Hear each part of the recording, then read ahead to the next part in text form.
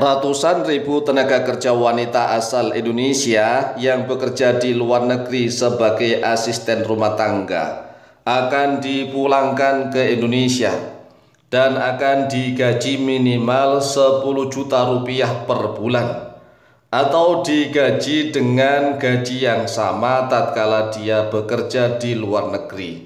Alhamdulillahirabbil alamin. Jika memang ini benar, sungguh gebrakan yang luar biasa yang dilakukan oleh pemerintahan Presiden Prabowo Subianto. Pertanyaannya, apakah mampu pemerintah Indonesia memulangkan seluruh TKW tenaga kerja wanita asal Indonesia yang bekerja di luar negeri hanya sebagai ART, asisten rumah tangga? Bukan bekerja sebagai tenaga ahli seperti guru, dosen, insinyur, arsitek, sebagai ulama, mubaligh, dai, dokter misalnya. Tetapi TKW asal Indonesia ini bekerja di luar negeri hanya sebagai asisten rumah tangga alias pembantu rumah tangga. Jawabannya sangat mampu. Pemerintah Indonesia itu sangat mampu untuk memulangkan para TKI dan TKW asal Indonesia yang kerja di luar negeri hanya sebagai kuli-kuli kasar atau sebagai asisten rumah tangga. Dari mana hartanya? Dari perampasan aset tindak pidana korupsi. Karena korupsi di Indonesia ini sudah luar biasa, besar-besaran, semuanya adalah ratusan triliun rupiah. Bukan hanya miliar, apalagi juta. Korupsi Indonesia itu sudah triliunan rupiah, bahkan jumlahnya ribuan triliunan rupiah.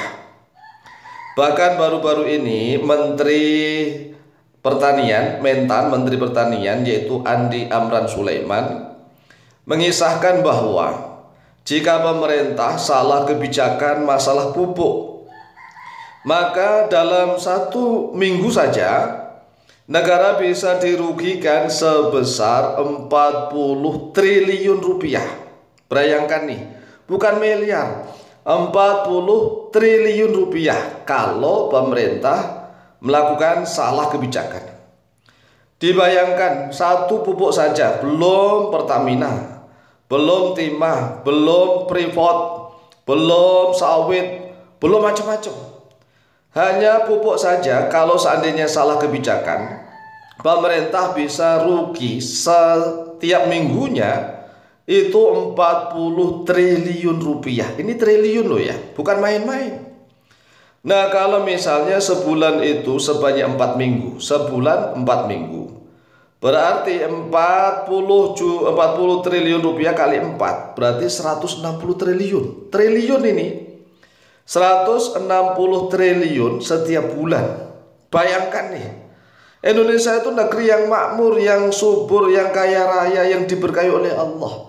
Hanya saja mental-mental manusia yang bejat, yang bobrok, yang kaya, rakus dan tamak, serakah. Para pejabatnya banyak yang rakus, serakah, tamak, masih kurang, sehingga rakyatnya banyak yang miskin, susah, sengsara dan menderita. Nah, kalau pupuk saja, ini satu pupuk loh ya, belum Pertamina, belum Timah, belum gas, belum minyak, belum tambang emas, belum macam-macam. Hanya pupuk saja itu kalau seandainya 1 tahun 52 minggu, 1 tahun itu kan sebanyak kurang lebih 52 minggu. Nah, kalau 1 minggunya tadi itu 40 triliun rupiah kali 52 minggu, berarti selama 1 tahun negara bisa mendapatkan keuntungan hasil kurang lebih 2080 triliun. Bayangkan nih, 2080 triliun, yaitu 40 miliar rupiah kalikan 1 tahun 52 minggu, berarti 2080 triliun. Ini Masya Allah 1 tahunnya saja.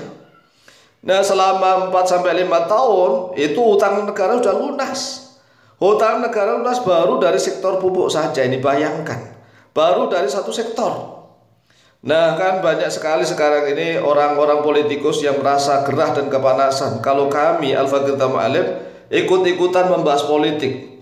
Para politikus mereka mengatakan udahlah kiai, fokus saja ngaji. Ya saya jawab, ngaji itu babnya banyak sekali, bukan hanya bab toharoh, bab bersuci, bab wudhu, bab sholat, bab puasa, haji. Di dalam pengajian itu ada bab siasah, bab politik, ada bab tijarah, bab buyuk, ada bab jual beli, bab perekonomian, ada bab tentang akhlakiyah, tentang peradilan, ada hudud, macam-macam.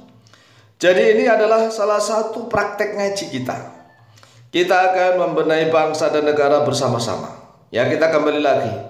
Pupuk saja itu kalau seandainya 1 tahun ya melakukan kebijakan yang benar itu bisa 2000 triliun 2080 triliun. Nah, kalau kan kali 5 tahun misalnya kan bisa 10.000 triliun.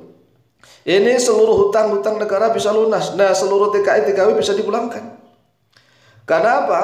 Ya karena dari sektor pupuk saja bisa melunasi hutang nih. Hutang lunas, hutang negara lunas. Belum lagi korupsi yang ada di Pertamina. Kalau seandainya mau disingkap semua, itu juga ribuan triliun. Kalau seandainya ya sekali lagi, seandainya disingkap semua, ribuan triliun. Belum lagi mafia-mafia migas, ya minyak dan gas. Belum lagi mafia-mafia di sawit, di pertambangan, illegal logging, Masya Allah. Belum lagi timah, belum lagi emas, belum lagi macam-macam. Belum lagi mohon maaf nih ya, judol-judol judi online ini semuanya diberantas, asetnya dirampas oleh pemerintah. Pokoknya utang negara itu bisa lunas. Dan TKI TKW yang di luar negeri sebagai kerja kasaran bukan sebagai tenaga ahli profesional bisa dipulangkan semua ke Indonesia. Nah, saat ini kan jutaan rakyat Indonesia masih hidup miskin, susah, sengsara, dan menderita. Butuh bantuan pemerintah. Namun mengapa Presiden Prabowo Subianto terpancing tantangan Amerika dan Israel untuk mengevakuasi warga Gaza ke Palestina? Dievakuasi warga Gaza Palestina ini. Padahal warga Palestina yang sudah dievakuasi nantinya akan dilarang oleh Israel kembali lagi. Ini adalah taktik strategi Israel untuk mengosongkan Palestina.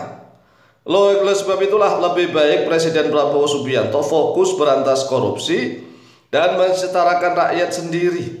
Setelah itu pulangkan seluruh TKW, TKI TKW yang hanya menjadi ART di luar negeri, dipulangkan ke Indonesia dan digaji oleh pemerintah dengan gaji yang sama. Inilah gebrakan yang kita tunggu-tunggu. Dan Indonesia mampu, sekali lagi mampu, asalkan para pejabatnya orang-orang yang baik, jujur, adil, dan apa adanya.